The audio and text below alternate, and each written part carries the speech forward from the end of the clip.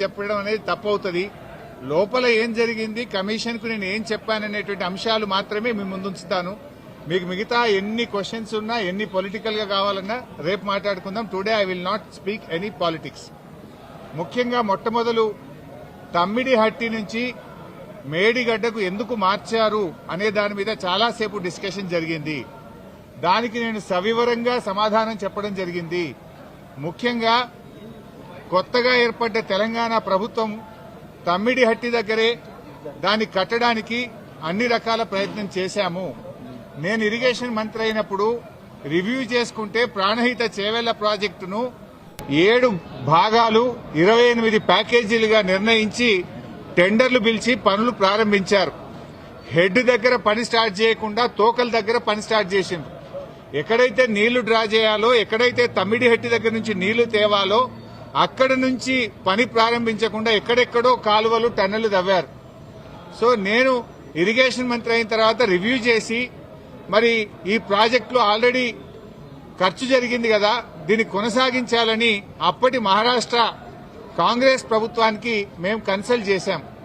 హసన్ మిష్రిఫ్ గారు Karnataka irrigation minister గా ఉంటే ఆయన దగ్గరికి ప్రభుత్వం ఏర్పడ్డ నెల రోజులకే వెళ్లి మీరు దయచేసి మాకు అనుమతి ఇవ్వండి, మేము ఇక్కడే మహారాష్ట్ర ప్రభుత్వానికి మేము కోరాం, దయచేసి మాకు అనుమతి ఇవ్వండి, మేము మా వాళ్ళు మాకంటే ముందున్న ప్రభుత్వం మరి తమ్మిడిహట్టిని నిర్ణయించుకొని ఆల్రెడీ పనులు ప్రారంభించారు, 28 ప్యాకేజీలకు టెండర్లు పిలిచారు, మమ్మల్ని ఇక్కడ కట్టుకోవడానికి అనుమతి ఇవ్వండి అని అప్పటి మహారాష్ట్ర కాంగ్రెస్ మంత్రి, నీటిపారుదల శాఖ మంత్రి హసన్ మిష్రిఫ్ గారిని కోరాం.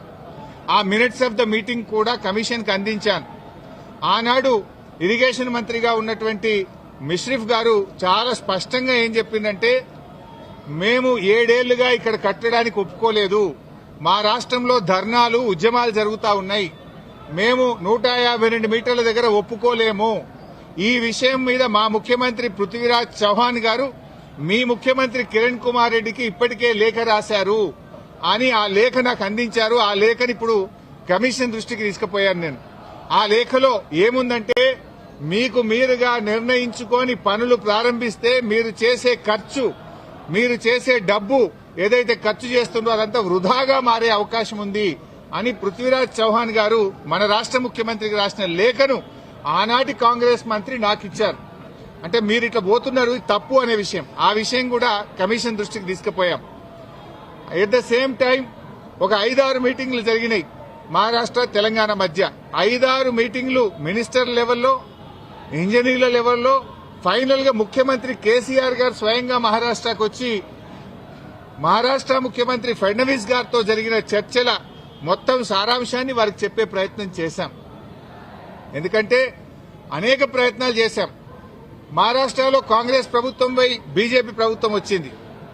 అప్పుడు గిరీష్ మహాజన్ గారు నీటిపారుదల శాఖ మంత్రిగా ఉంటే 2015 జనవరిలో నేను వెళ్లి గిరీష్ మహాజన్ గారిని కూడా మీరు ఎంత నష్టపరిహారం అడిగినా ఇస్తాము, దయచేసి మాకు ఉద్యమాల్లో నుంచి వచ్చిన ప్రభుత్వం, నీళ్ల కోసమే తెలంగాణ ఉద్యమం జరిగింది, నీళ్లే మాకు జీవాధారం, మాకు తమ్మిడిహట్టి దగ్గర అనుమతించండి అని గిరీష్ మహాజన్ గారిని కూడా కోరాం. ఆయన కూడా ససేమిరా అన్నారు. అప్పుడు మన రాష్ట్ర ముఖ్యమంత్రి కేసీఆర్ గారు స్వయంగా మహారాష్ట్రకు వచ్చి అక్కడ మహారాష్ట్ర రాజ్భవన్ లో విద్యాసాగర్ రావు గారి గవర్నర్ గారి సమక్షంలో మహారాష్ట్ర ముఖ్యమంత్రి ఫడ్నవీస్ గారిని 17 ఫిబ్రవరి 2015 రోజు తమ్మిడిహట్టి దగ్గర బ్యారేజ్ కట్టడానికి అనుమతి ఇవ్వండి అని అనేక రకాలుగా కేసీఆర్ గారు మహారాష్ట్ర ప్రభుత్వాన్ని, మహారాష్ట్ర ముఖ్యమంత్రి గారికి విజ్ఞప్తులు చేశారు. అయినా వారు ససేమిరా అన్నారు. ఫడ్నవీస్ గారు మాట్లాడుతూ, మాకంటే ముందు 7 ఏళ్లు కాంగ్రెస్ ప్రభుత్వం ఉండే, 7 ఏళ్లు కాంగ్రెస్ ప్రభుత్వం తమ్మిడిహట్టి దగ్గర ఒప్పుకోనప్పుడు ఇవాళ నేను బీజేపీ గవర్నమెంట్, ఆ రోజు తమ్మిడిహట్టి దగ్గర కట్టొద్దని నేనే ధర్నాలు చేసినా, పోరాటాలు చేసినా, ఇవాళ నేనెట్లా ఒప్పుకుంటా, రాజకీయంగా అది ఎట్లా సాధ్యమైతుంది, ఒప్పుకునే ప్రశ్నే లేదని ఆ రోజు కరాఖండిగా మహారాష్ట్ర ముఖ్యమంత్రి గారు కేసీఆర్ గారికి చెప్పారు. అంటే 7 ఏళ్లు మహారాష్ట్రలో కాంగ్రెస్, ఢిల్లీలో కాంగ్రెస్, మన దగ్గర కాంగ్రెస్, 3 చోట్ల కాంగ్రెస్ ప్రభుత్వం ఉన్నా తమ్మిడిహట్టి దగ్గర బ్యారేజీలకు ఒప్పించడంలో, అగ్రిమెంట్ చేయడంలో, పనులు చేయడంలో ఆనాటి కాంగ్రెస్ ప్రభుత్వం పూర్తిగా ఫెయిల్ అయింది. నాటి కాంగ్రెస్ ప్రభుత్వంలో ఉత్తమ్ కుమార్ రెడ్డి, కోమటిరెడ్డి వెంకటరెడ్డి, శ్రీధర్ బాబు వీళ్లే తెలంగాణ ప్రాంతం నుంచి మంత్రులుగా ఉన్నారు. మీరు పట్టించుకోలే, 7 ఏళ్లు మీరు చేయలే. బట్ అయినా మేము అన్ని రకాలుగా ప్రయత్నం చేశాం. ఇంత మధ్యలోనే ఈ సమయంలోనే సెంట్రల్ వాటర్ కమిషన్ తమ్మిడిహట్టి దగ్గర నీళ్లు లేవు అని 2 లేఖలు రాసింది. 2 లేఖల్లో స్పష్టంగా అక్కడ నీటి లభ్యత తక్కువ ఉంది, మీరు ప్రత్యామ్నాయం చూసుకోండి అని మనకు కేంద్ర సిడబ్ల్యూసి మనకు చెప్పడం జరిగింది. అదేవిధంగా అదే సిడబ్ల్యూసి మీరు కట్టిన రిజర్వాయర్లు తక్కువ ఉన్నాయి, రిజర్వాయర్ల సంఖ్య పెంచుకోండి అని కూడా చెప్పింది. ఇవన్నీ లెటర్లు కూడా ఈరోజు కమిషన్కి ఇచ్చాం. సిడబ్ల్యూసి నుంచి వచ్చిన 3 లేఖలు ఈరోజు కమిషన్కి ఇచ్చాం. అప్పుడు కూడా కేసీఆర్ గారు ఒకవైపు మహారాష్ట్ర ఒప్పుకోవడం లేదు, రెండవ వైపు నీళ్లే లేవు. ఈ పరిస్థితుల్లో ఏం చేయాలని కేంద్ర ప్రభుత్వ సంస్థ వ్యాప్కోస్ కు కేసీఆర్ గారు మరి ఏం చేయాలో ప్రత్యామ్నాయం సూచించండి అని వ్యాప్కోస్ కు మేము ఇవ్వడం జరిగింది. వ్యాప్కోస్ ఎవరో అల్లాటప్ప సంస్థ కాదు, అది సిడబ్ల్యూసీలో అంతర్భాగము, కేంద్ర జలవనరుల శాఖలో అంతర్భాగము. ఆ వ్యాప్కోస్ కి ఇస్తే వ్యాప్కోస్ లైడార్ సర్వే చేసి డీటెయిల్డ్ గా ఎగ్జామిన్ చేసి మాకు మేడిగడ్డ దగ్గర నీటి లభ్యత ఉంటది, అక్కడ ప్రాజెక్టు కట్టుకోండి అని వ్యాప్కోస్ అనే సంస్థ చెప్పింది. ఆ వివరాలు కూడా కమిషన్ కి అందించాం. సో వ్యాప్కోస్ నివేదిక మేరకు, సెంట్రల్ వాటర్ కమిషన్ సూచనల మేరకు మహారాష్ట్ర ఒప్పుకోకపోవడం వల్ల మన ఇంజనీర్ల రికమెండేషన్ మేరకు ఆనాడు రాష్ట్ర ప్రభుత్వం నీళ్లు లేని చోట నుంచి నీళ్లున్న చోటకు మేడిగడ్డ ప్రాజెక్టుకు రూపకల్పన చేశాం. మీరు ఆనాడు నీళ్లు లేని చోట ప్రాజెక్టు ఇరికిచ్చే ప్రయత్నం చేసినారు. 7 ఏళ్లలో మహారాష్ట్రాన్ని ఒప్పించలేకపోయారు. అక్కడ వైల్డ్ లైఫ్ ప్రాజెక్టు కూడా ఉంది, చాప్రాల్ అనే వైల్డ్ లైఫ్ ప్రాజెక్టు కూడా తమ్మిడిహట్టి దగ్గర ఉంది. వైల్డ్ లైఫ్ ప్రాజెక్టుకు అనుమతి రావాలంటే 10 ఏళ్లు అవుతుంది. మరి పోరాటాల నుంచి నీళ్ల కోసం ఉద్యమించిన తెలంగాణ ప్రభుత్వం నీళ్ల కోసం మేము వ్యాప్కోస్ యొక్క ఆలోచన మేరకు, సూచనల మేరకు నీళ్లు లేని చోట మీరు ప్రాజెక్టు ప్రతిపాదిస్తే నీళ్లు ఉన్న చోటికి మార్చడం జరిగింది.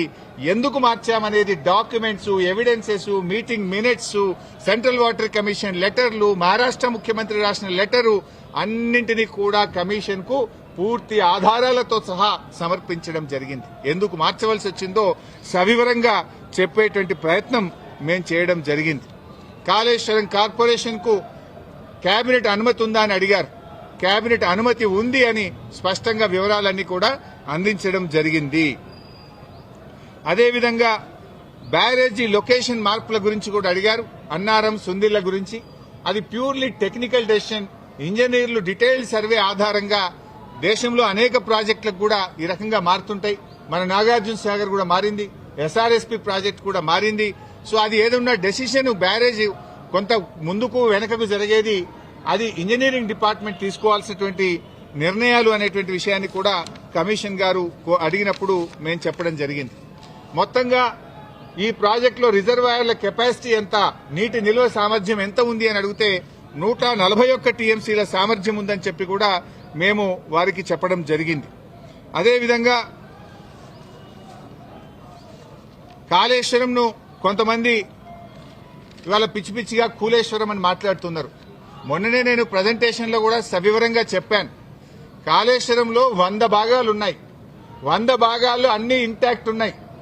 లైక్ ఇప్పుడు మనం మొన్న అనుకున్నట్టుగా 3 బ్యారేజీల్లో, అదేవిధంగా కాళేశ్వరంలో 16 రిజర్వాయర్లు, 19 సబ్స్టేషన్లు, 21 పంప్ హౌస్లు, 203 కిలోమీటర్ల గ్రావిటీ టనెళ్లు, 98 కిలోమీటర్ల ప్రెషర్ మెయిన్స్, 1531 కిలోమీటర్ల గ్రావిటీ కెనాల్స్, ఇవన్నీ కూడా ఇంటాక్ట్ ఉన్నాయి.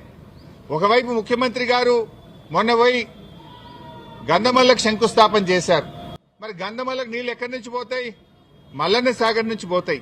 మల్లన్న సాగర్ ఎక్కడిది? కాళేశ్వరంలో అంతర్భాగం. ఇంకొక వైపు హైదరాబాద్ కు మూసీ సుందరీకరణకు నీళ్లు తెస్తా అంటున్నారు. ఎక్కడి నుంచి తెస్తా అంటున్నారు? మూసీకి, హైదరాబాద్ కు 30 టీఎంసీల నీళ్లు తెస్తామంటున్నారు. మల్లన్న సాగర్ నుంచి తెస్తామంటున్నారు. మల్లన్న సాగర్ ఎక్కడిది? కాళేశ్వరంలో అంతర్భాగం. అంటే ఇంత స్పష్టంగా ఒకవైపు ప్రభుత్వమే కాళేశ్వరం మీద ఆధారపడి హైదరాబాద్ కు 30 టీఎంసీల నీళ్లు తేవడానికి టెండర్లు పిలుస్తుంది. ఇంకొక వైపు మల్లన్న సాగర్ మీద ఆధారపడ్డ గంధమల్లకు టెండర్లు పిలిచి ముఖ్యమంత్రి శంకుస్థాపన చేస్తారు. ఇంకొక వైపు కాళేశ్వరం కూలింది, కుప్పగూలింది, కాళేశ్వరం లేదు అంటారు. అంటే ఇవాళ ప్రభుత్వం డొల్లతనం పూర్తిగా బయటపడ్డది. ఎప్పటికైనా కాళేశ్వరమే తెలంగాణకు లైఫ్ లైన్, జీవధార అనేది ఇవాళ ప్రజలకు స్పష్టమైంది.